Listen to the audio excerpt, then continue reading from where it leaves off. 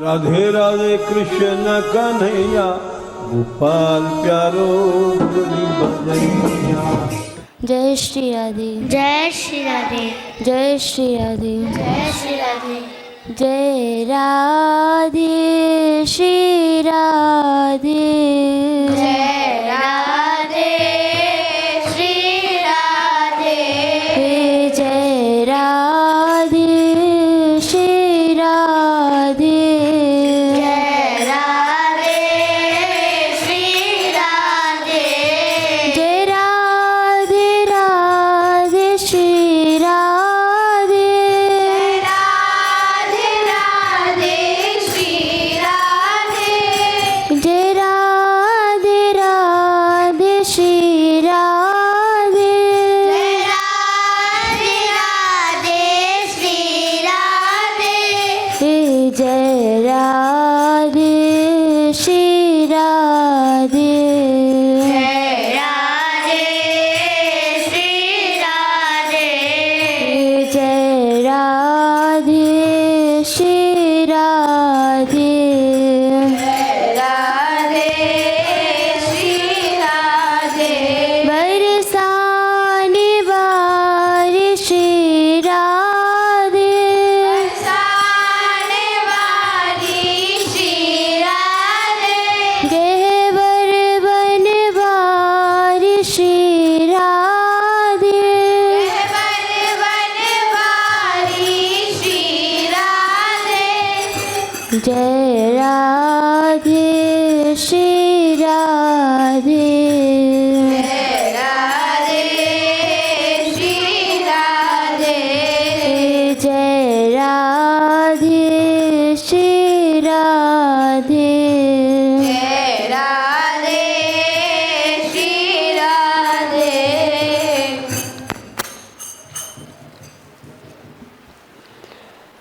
श्री राधा मनोहर लाल एवं परम पूज्य श्री श्री महाराज के शिवल चरणों में बारंबार प्रणाम।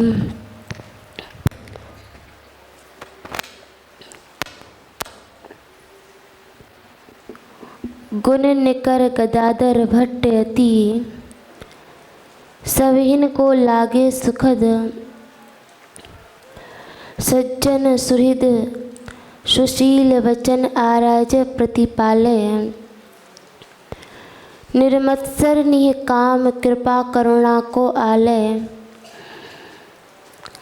अनन्य भजन दृढ़ करनी, बपु धरो भक्तन काजे, परम धर्म को सेतु विदित वृंदावन गाजे, भागो सुधा बरसे बदन, काहू को नाहिन दुखद, गुण निकर गदाधर भट्ट अति, सबहिन को लागे सुखद। परम रसिक श्री गदाधर भट्ट जी महाराज का चरित्र का श्रवण कर रहे हैं।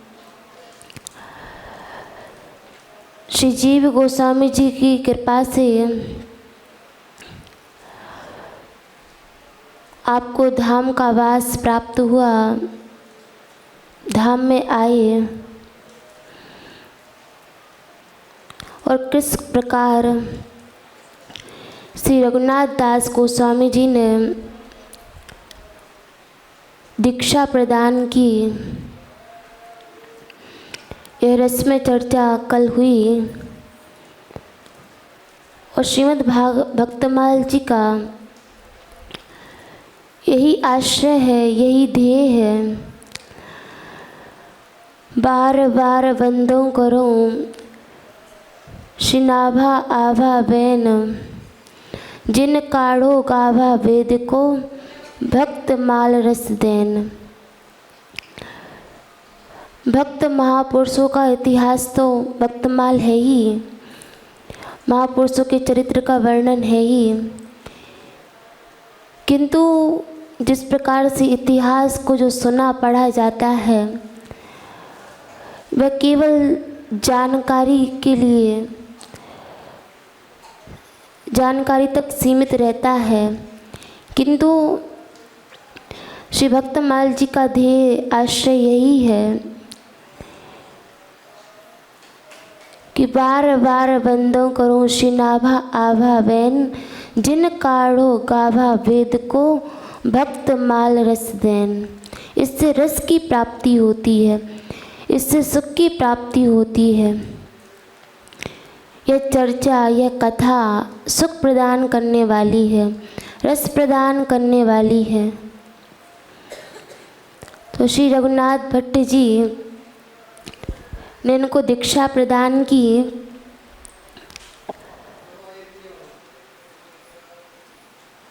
रघुनाथ भट्ट जी महाराज ये भी श्रीमन चैतन्य महाप्रभु जी के परम कृपा पात्र हैं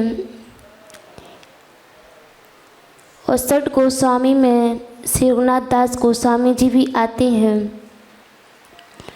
इनके पिता तपन मिश्र जी पूर्वी बंगाल में रहते थे और वहाँ श्रीमन चैतन्य महाप्रभु जी की आज्ञा हुई कि आप काशी में जाकर रहो, काशी में ही हमारा तुम्हारा मिलन होगा। और श्रीमन चैतन्य महाप्रभु जी जब संन्यास ग्रहण कर लिया, संन्यास लीला में थे, तभी काशी में आए हैं और मणिकर्णिका घाट पर स्नान किया। जब स्नान करने हेतु आए थे तभी अपने गौर प्राण को तपन मिश्र जी समझ गए कि श्रीमन चैतन्य महाप्रभु जी हैं और मिले हैं। बड़ा प्रेम वहाँ पर हुआ और तपन मिश्र जी ने आग्रह किया कि आप हमारे भवन पे पधारें, घर पे आएं। श्रीमन चैतन्य महाप्रभु जी वहाँ 10 दिन तक काशी में निवास किया और अभी श्री रघुनाथ भट्ट जी की उम्र केवल 8-9 वर्ष की ही थी। श्रीमन चैतन्य महाप्रभु जी का सानिध्य उन्हें प्राप्त हुआ, सत्संग लाभ प्राप्त हुआ, कथा कीर्तन का सुख प्राप्त हुआ छोटी सी अवस्था में। और उसके पश्चात श्रीमन चैतन्य महाप्रभु जी वृंदावन आए हैं। वृंदावन से पुनः जब काशी गए तो काशी में 2 महीने तक अपने आचार्य जी के यहाँ पर रुके, किंतु तपन मिश्र जी के आग्रह पर नित्य प्रति इनके यहाँ पर भी भोजन करने के लिए आते थे। तो 2 महीने का ये संग भी श्री रघुनाथ दास गोस्वामी जी को प्राप्त हुआ। बड़ा आनंद सुख लिया कथा कीर्तन का। और श्रीमन चैतन्य महाप्रभु जी जैसे ही जाने लगे तो उस समय तपन मिश्र जी ने यह प्रार्थना की कि हमारे लिए क्या आज्ञा है, हमारे लिए क्या सेवा है। तो श्रीमन चैतन्य महाप्रभु जी ने कहा कि ये जो रघुनाथ है ये मेरा है। तपन मिश्र जी बोले कि नाथ, केवल रघुनाथ ही नहीं, मैं भी आपका हूँ, सकुल सारा संसार ही आपका है, हम सब आपके ही हैं। तो बोले कि जो रघुनाथ है इसका विवाह मत करना, इसको पढ़ा लिखा करके पंडित बनाना, विद्वान बनाना, किंतु इसका विवाह मत करना। और रघुनाथ दास गोस्वामी जी से भी कहा कि खूब शास्त्रों का अध्ययन करना, तुम्हारे द्वारा मेरे बहुत बृहद कार्य होने वाला है, तो उसके लिए विद्वत्ता आवश्यक है। और इस प्रकार से कहकर श्रीमन चैतन्य महाप्रभु जी पुनः नीलाचल को चले गए। और कुछ दिनों के पश्चात 30 वर्ष के पश्चात जब उन्होंने खूब अध्ययन किया रघुनाथ दास गोस्वामी जी ने, और इसी काल में उनके माता पिता का भी देहांत हो जाता है। अब क्या करें। तो श्रीमन चैतन्य महाप्रभु जी से मिलने की बहुत उत्कंठा थी। श्रीमन चैतन्य महाप्रभु जी से मिलने के लिए नीलाचल गए और नीलाचल में मिले हैं। वहाँ पर श्रीमन चैतन्य महाप्रभु जी ने कहा कि देखो रघुनाथ, अभी पुनः जाओ और काशी में अध्ययन करो। तो 8 महीने के लिए आए हैं और फिर अध्ययन किया। अवतरित महापुरुष थे, अति शीघ्र सभी शास्त्रों का अध्ययन किया है और फिर 8 महीने का संग श्रीमन चैतन्य महाप्रभु जी का प्राप्त हुआ।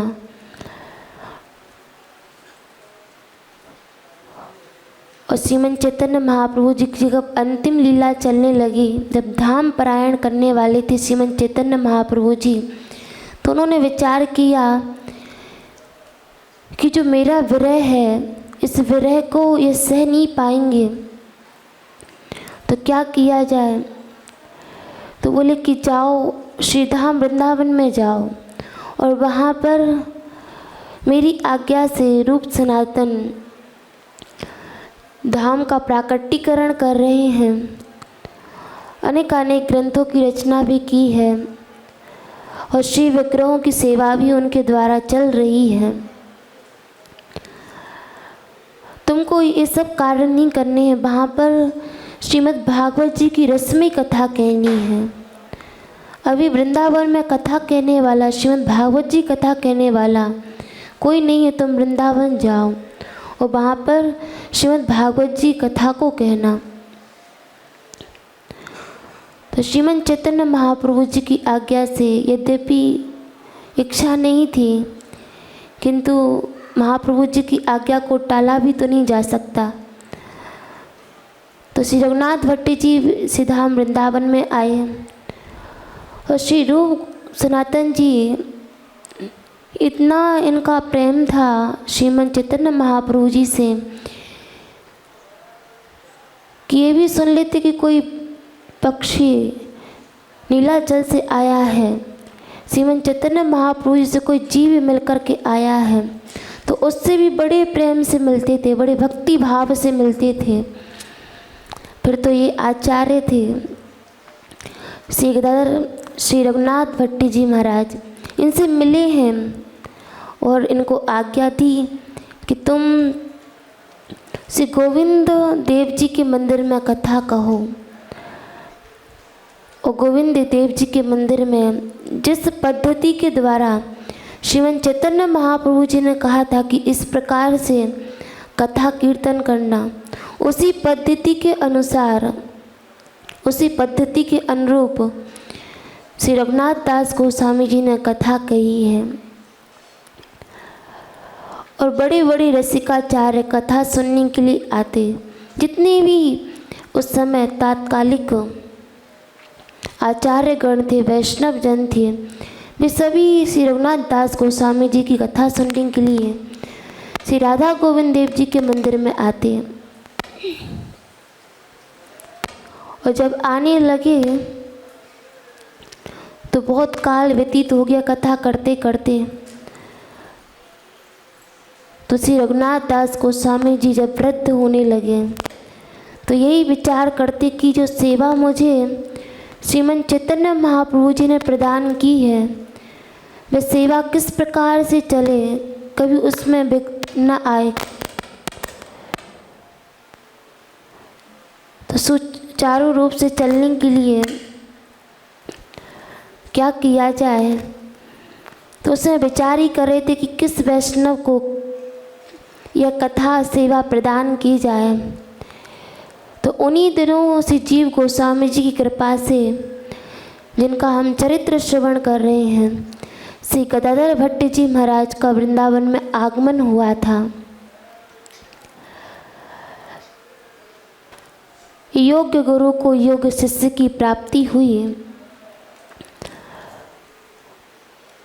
और श्री रघुनाथ भट्टी जी श्री गदाधर भट्टी जी को देखकर बड़े प्रसन्न हुए कि इस सेवा के निर्वहन के लिए योग्य शिष्य हैं। उनको दीक्षा प्रदान की है श्री जीव गोस्वामी जी के आग्रह पर। और दीक्षा के साथ साथ जो अपनी श्रीमद् भागवत जी की रस्मी कथा थी, दिव्य पूंजी थी उनके जीवन की, उस दिव्य पूंजी को भी प्रदान किया। और श्रीमद् चैतन्य महाप्रभु जी के द्वारा जो जगन्नाथ भगवान ने स्वयं रथ यात्रा के समय जो तुलसी माला दी थी, उस तुलसी माला को श्री रघुनाथ दास गोस्वामी जी ने श्री गदाधर भट्टी जी महाराज को प्रदान की। और श्रीमद् भागवत जी की पोथी भी प्रदान की कि इससे श्रीमद् भागवत कथा कहना। और इस प्रकार से जब उनको सेवा प्रदान की है और श्री रघुनाथ भट्टी जी ने धाम गमन किया, श्री रूप गोस्वामी जी महाराज, श्री सनातन गोस्वामी जी महाराज, इन तीनों ने लगभग एक ही माह में, एक ही महीने में धाम परायण किया है, धाम को गए हैं। तो अब श्री गदाधर भट्टी जी महाराज श्री जीव गोस्वामी जी महाराज के अनुगत्य में रह कर के उन्होंने जितनी भी गौड़ीय ग्रंथ हैं उन सब का अध्ययन किया है। जितनी भी महापुरुषों की टीकाएं हैं उन सभी टीकाओं का विधिवत अध्ययन किया। पढ़े सब ग्रंथ संग नाना कृष्ण कथा रंग, रस की उमंग अंग अंग भाव छाए हैं। सभी ग्रंथों का अध्ययन किया और जो टीकाएं हैं, संदर्भ ग्रंथ हैं, उन सभी संदर्भ ग्रंथों का अध्ययन किया। यद्यपि अपने निवास स्थल पर जहाँ इनका जन्म हुआ था श्री गदाधर भट्टी जी महाराज का, वहाँ पर भी कथा कहते थे श्रीमद् भागवत जी की, किंतु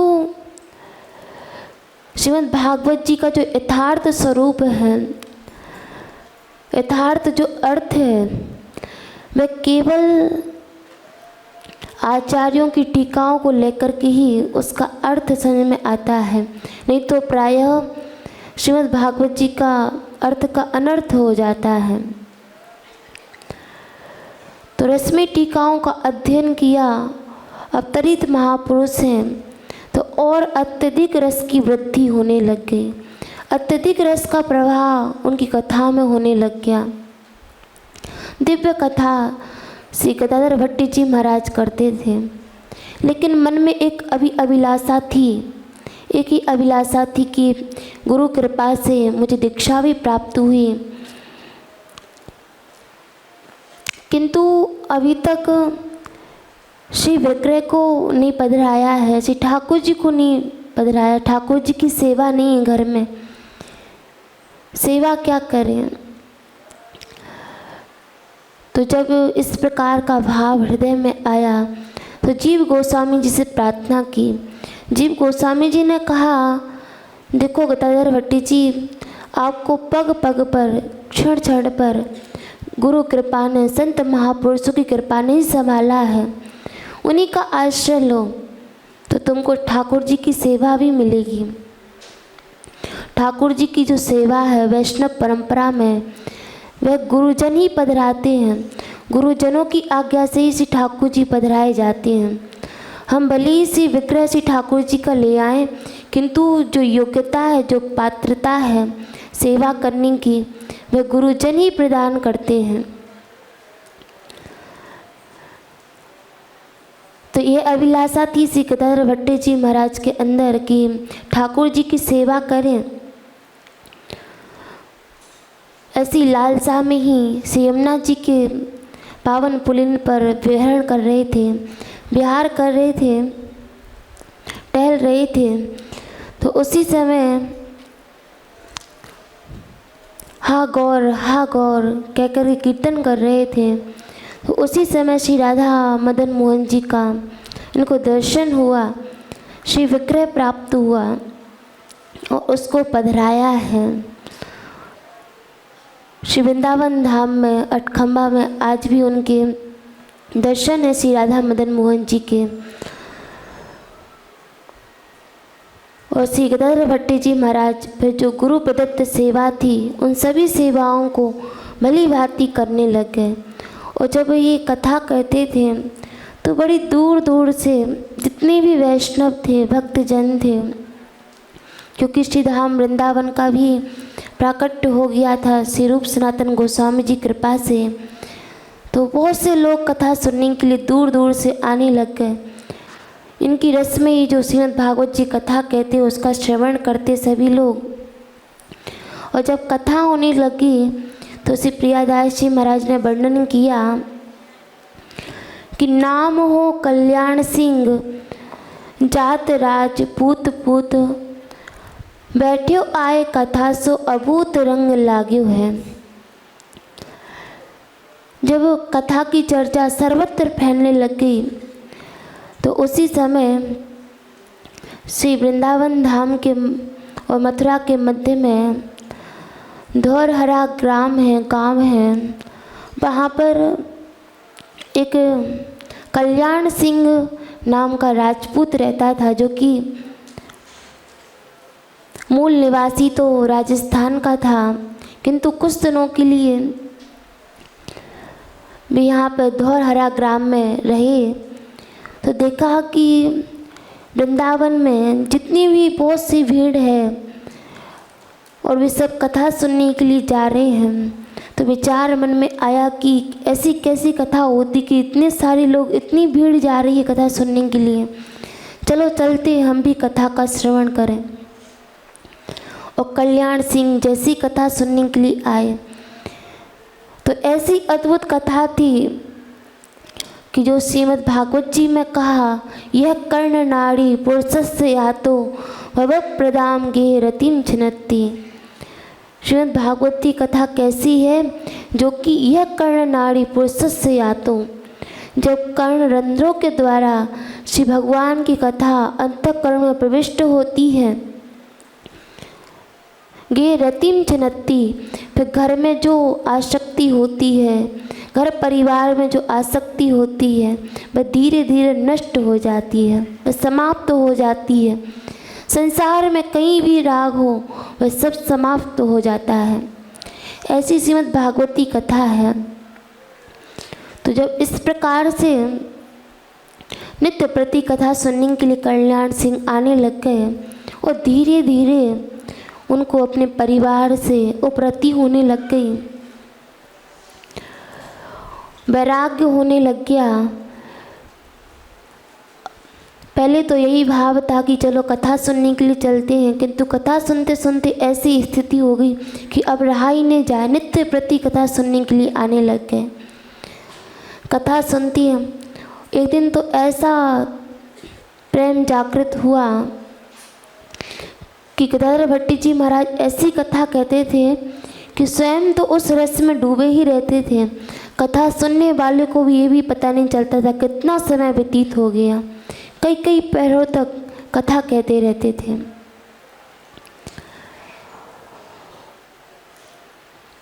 तो जब कल्याण सिंह को वैराग्य होने लग गया तो इनकी पत्नी ने देखा, इनकी पत्नी जो थी वो भक्त नहीं थी, वैष्णव नहीं थी।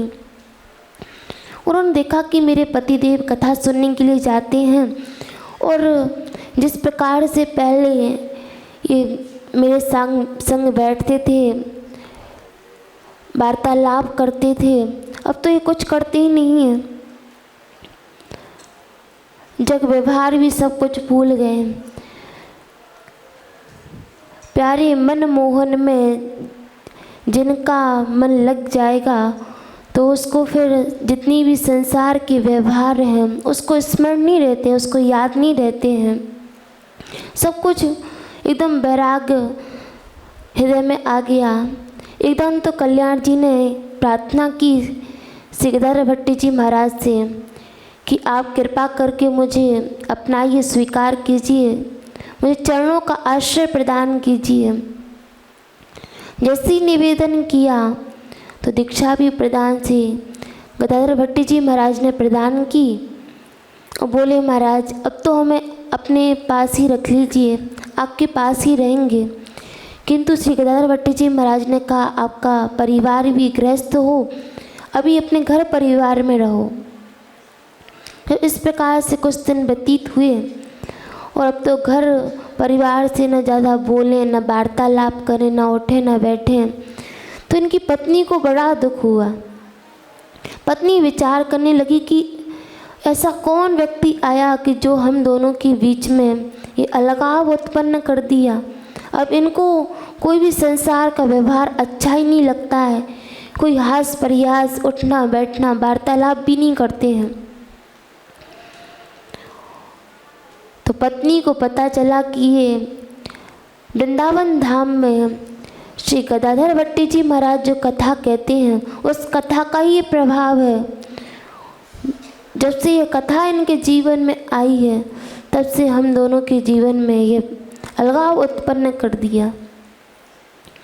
तो उसने विचार किया, निपट निकट बास दोहरा प्रवास गाँव, हास परिहास तजो तिया दुख पाग्यो है। उनकी स्त्री को बड़ा दुख हुआ। जानी भट्ट संग सो अनंग बास दूर भई, करो लेके नई आनी ये काम जग्यो है। और वह अभक्त थी, उसके अंदर भक्ति नहीं थी। तो उसने विचार किया कि अब क्या करूं, ये भट्टी जी का प्रभाव है कि मेरे संग ये वार्तालाप नहीं करते हैं। तो मांगत फिरत होती जुवती और गर्भवती, कईले रुपया 20 नेकु कहो राग्यो है।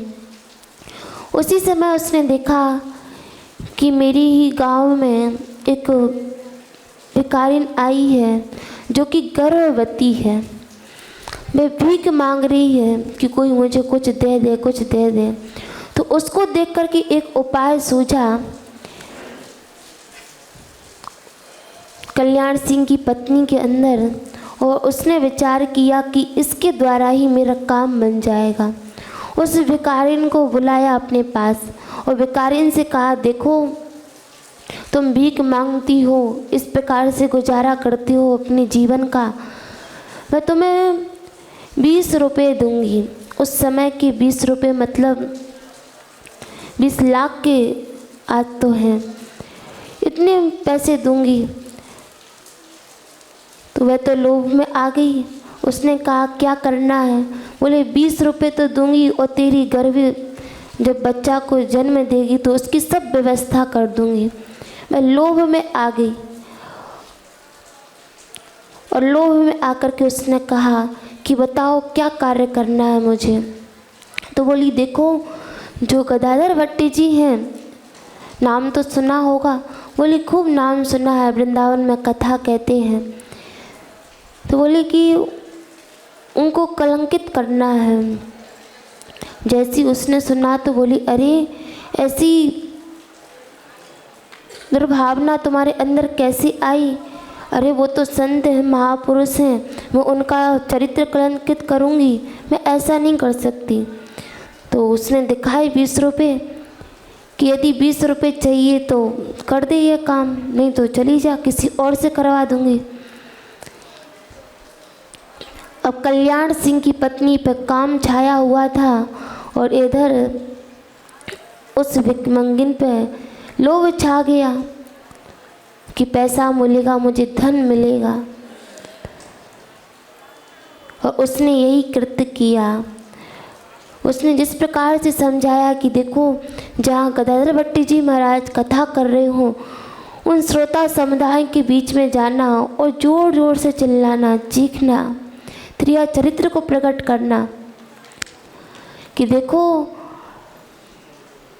ये गदाधर भट्टी जी महाराज जो कथा कह रहे हैं, इन्होंने ही मुझे ये गर्भाधान किया है और जब प्रसव का समय आ गया है, जन्म लेने का समय आ गया है, तो इस प्रकार से बैठ कर के कथा प्रवचन कर रहे हैं, कथा कह रहे हैं। जैसे ये समझाया था कल्याण सिंह की पत्नी ने, तो वह सब समझ में आ गया उस स्त्री को। और उसने ऐसी प्रकार से जहाँ वृंदावन धाम में श्री गदाधर भट्टी जी महाराज कथा कह रहे थे, श्रीमद् भागवत जी की, बहुत सा श्रोता समुदाय बैठा हुआ है, कथा श्रवण कर रहा है। और गदाधर भट्टी जी महाराज कथा कहते कहते कभी कभी उनको मूर्छा आ जाती थी, प्रेम में मूर्छित हो जाते थे, कथा विराम हो जाती थी। तो उसने अवसर देखा कि ये मौका अच्छा है, ये अवसर अच्छा है, और यह समझ कर के वह उसी समय उन श्रोता समुदाय के बीच में गई और जोर जोर से कहने लग गई, गदाधर भट्ट जी की कथा में प्रकाश कहो, अहो कृपा करी अब मेरी सुधि लीजिए। महाराज आप इतनी अच्छी कथा कह रहे हैं, सभी श्रोता समुदाय के अंतःकरण में, हृदय में ज्ञान भक्ति का प्रकाश कर रहे हो, दिव्य भक्ति का प्रकाश कर रहे हो। अहो कृपा करी अब मेरी सुधि लीजिए, किंतु महाराज अब मुझ पर भी कृपा कीजिए, मेरी भी सुधि ले लो। मैं भी आपके पास आई हूँ, आपकी शरण में आई हूँ, मेरी भी सुधि लीजिए। दई लोणी संग लोभ रंग चित्त भंग किए, दिए ले बताए बोली मेरो काम कीजिए। बोले आप बैठियो जो आप नित्य करो ही। जैसे ही उसने कहा कि आप मेरी भी सुधि लीजिए, आपने गर्भाधान तो कर दिया, किंतु अब प्रसव का समय आ गया है, इस बालक का भी सुध ले लो। इस प्रकार से जैसे ही कहा तो जितना भी श्रोता समुदाय था वह एकदम दुखी हो गया कि अरे ये पता नहीं कहाँ से आई है, इस प्रकार से बोल रही है। किंतु गदाधर भट्टी जी महाराज ने रोष नहीं किया, क्रोध नहीं किया। गदाधर भट्टी जी महाराज बोले आप बैठिए जो जाप नित्य करो ही। देवी आप कहाँ चली गई थी? मैं आपकी कब से चिंता कर रहा हूँ कि आप कब आओगी। मैं तो आपका ही निरंतर स्मरण करता रहता हूँ कि आप पधारेंगी, आप आएंगी, किंतु आप ही रूठ करके चली गई थी हमसे। हम तो आपकी प्रतीक्षा कर रहे थे, अच्छा हुआ कि जो आप स्वयं आ गई यहाँ। इसलिए तो श्री नाभा गोस्वामी जी महाराज ने कहा, सबहिन को लागे सुखद। श्री गदाधर भट्टी जी को सबको सुख प्रदान करने वाले थे, जो इस प्रकार से उनको चरित्र पर कलंकित कर रही है, उनका चरित्र कलंक करने पर तुली हुई है, उसके लिए वे परम सुखदायी हो गए, उसको भी अपशब्द नहीं कहे। और बोले आप बैठिए जो जाप नित्य करो ही, पाप नहीं मेरो गई दर्शन दीजिए। गदाधर भट्टी जी महाराज बोले, देवी मैं तो आपकी प्रतीक्षा करता था, इसमें मेरा कोई दोष नहीं, आप ही रूठ करके चली गई। मैं तो आपको अभी भी स्मरण करता हूँ, किंतु अभी कथा चल रही है, तो कथा के पश्चात में आपकी सुधि लूँगा, आपको देखूँगा। श्रोता दुख पाए भाके झूठी याही मारी नाके, साची कही राखे सुनी तन मन छेजिए। जितना भी श्रोता समुदाय था वह बड़ा दुखित हुआ, उनको बड़ा हृदय में कष्ट हुआ कि किस प्रकार से ये कलंक लगा रही है गदाधर भट्टी जी महाराज के ऊपर। तो इस प्रकार से जितने भी श्रोता समुदाय थे बड़े दुखी हुए। और फाटी जाए भूमि तो समाये जाए, श्रोता कहें बहे दृग नीर हो अधीर सुधि गई है। जितनी भी श्रोता समुदाय थे सबके नेत्रों से अश्रु बह रहे हैं और सभी ये विचार करने लग गए कि अब तो धरती फट जाए तो ज़्यादा अच्छा है, धरती फट जाएगी उसमें हम समा जाएंगे, किंतु इस प्रकार से जो कलंक लगा रही है ये हमारे शब्द कानों में ना पड़े। फाटी जाए भूमि तो समाये जाए, श्रोता कहें बहे दृग नीर हो अधीर सुधि गई है।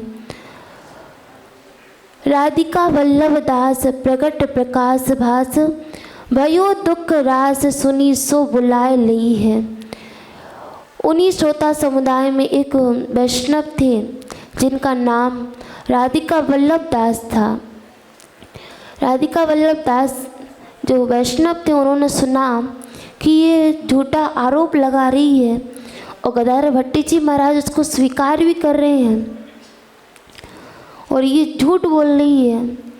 तो उसी समय कथा होने के पश्चात जो राधिका वल्लभ नामक वैष्णव थे उन्होंने उस स्त्री को बुलाया, उस भिखारिन को बुलाया और बुलाकर के कहा, साँच कही दीजे नहीं अभी जीव लीजे, डरी सब कही दियो सुख लियो संज्ञा लई है।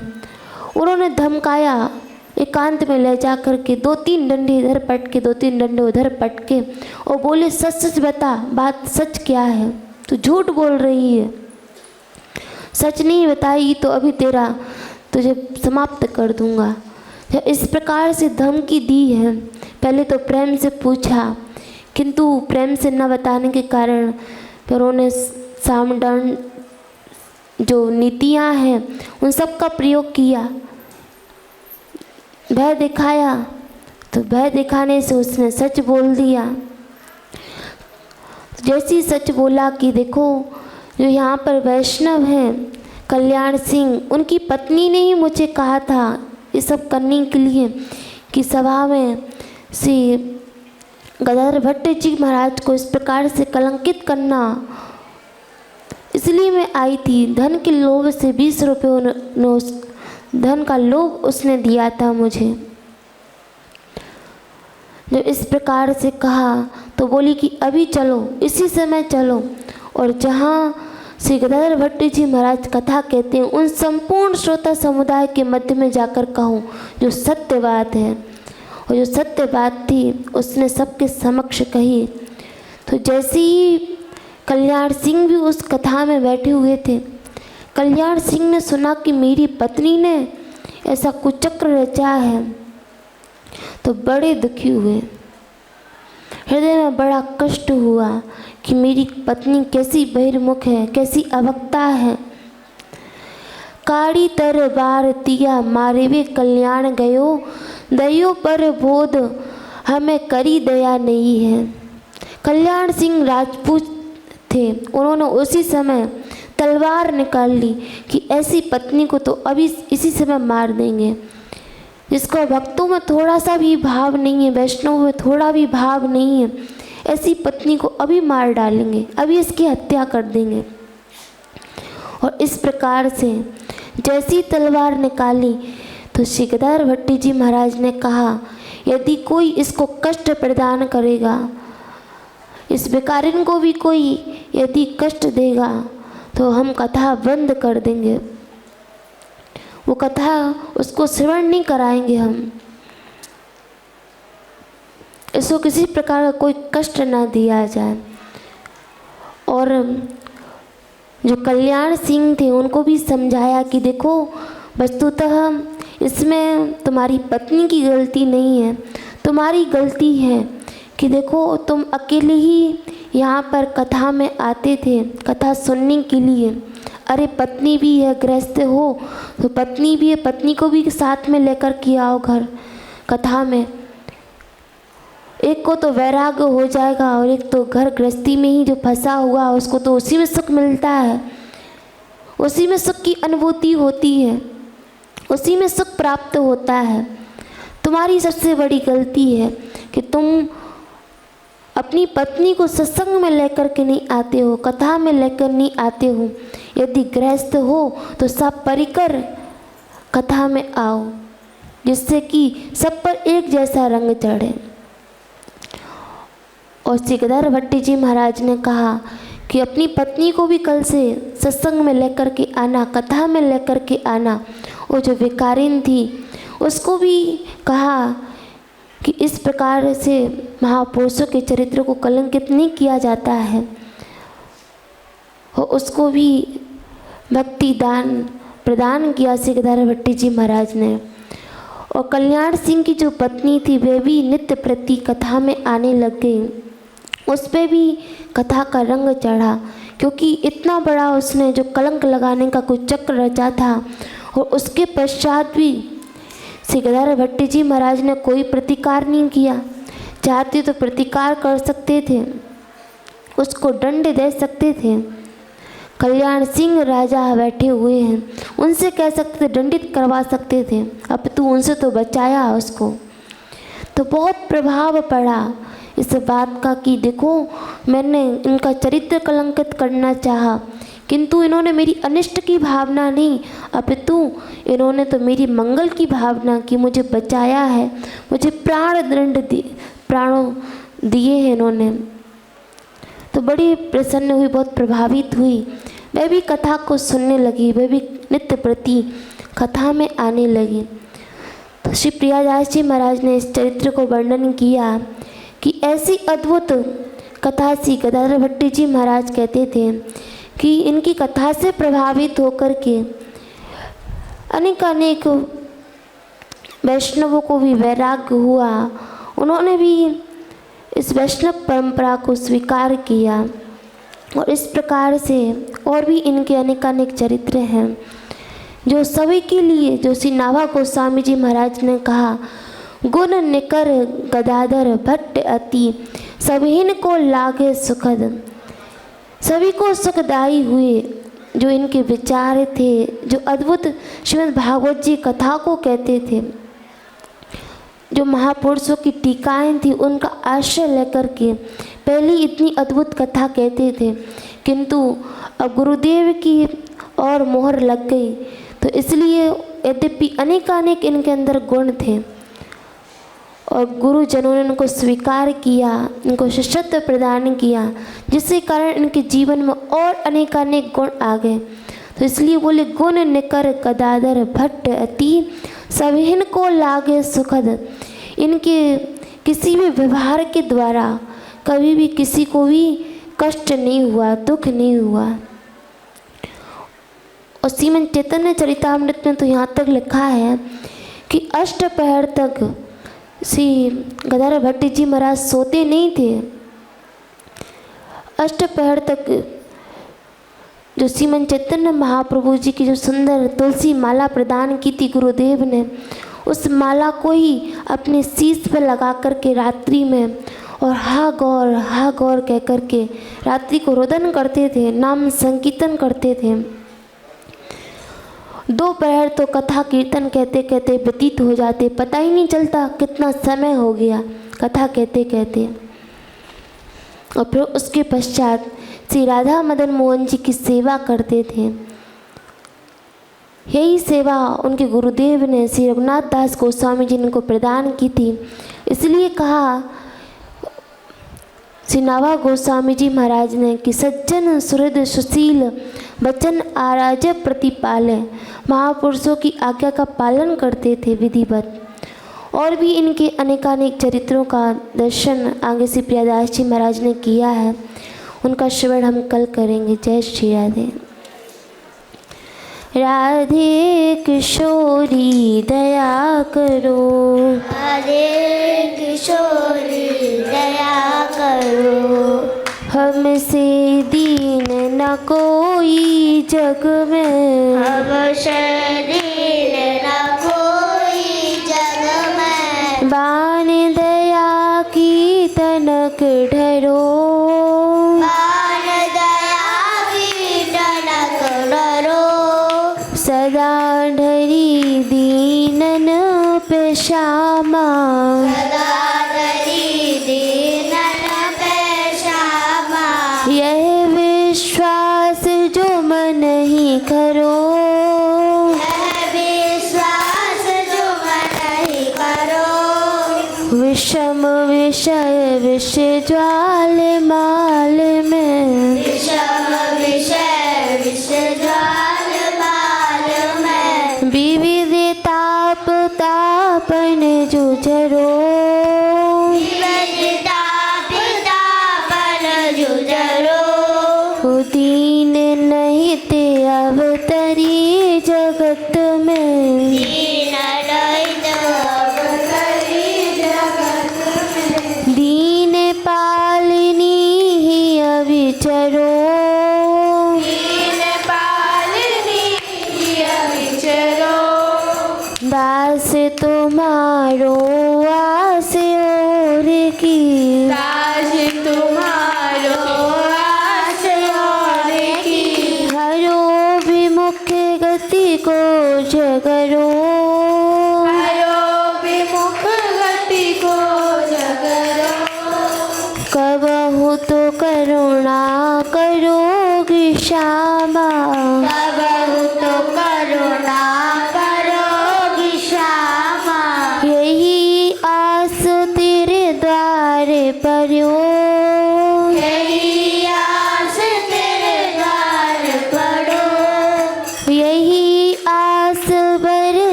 बरसाने पड़ो,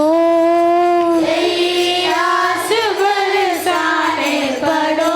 राधे किशोरी दया करो, राधे किशोरी दया करो। राधे कृष्णा कृष्णा कृष्णा राधे राधे, राधे कृष्णा कृष्णा कृष्णा राधे राधे। राधे श्याम श्याम श्याम राधे राधे, राधे श्याम श्याम श्याम राधे राधे। राधे कृष्णा कृष्णा कृष्णा राधे राधे, हे राधे श्याम श्याम श्याम श्याम राधे राधे राधे।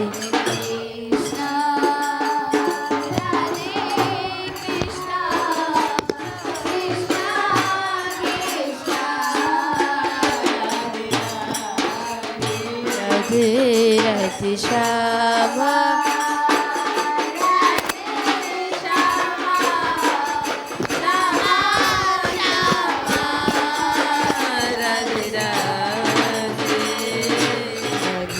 राधे कृष्ण कृष्ण कृष्ण राधे राधे, राधे श्याम श्याम श्याम राधे राधे राधे कृष्ण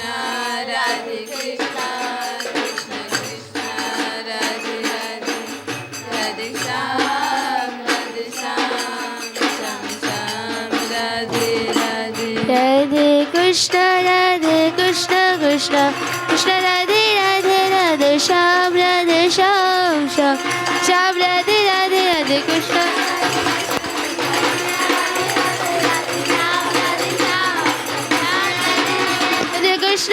कृष्ण कृष्ण कृष्ण राधे राधे, राधे श्याम श्याम राधे राधे राधे।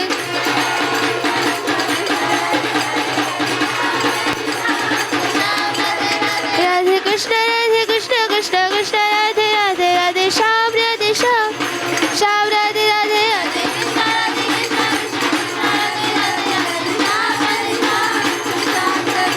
राधे कृष्ण कृष्ण राधे राधे, राधे श्याम श्याम राधे राधे।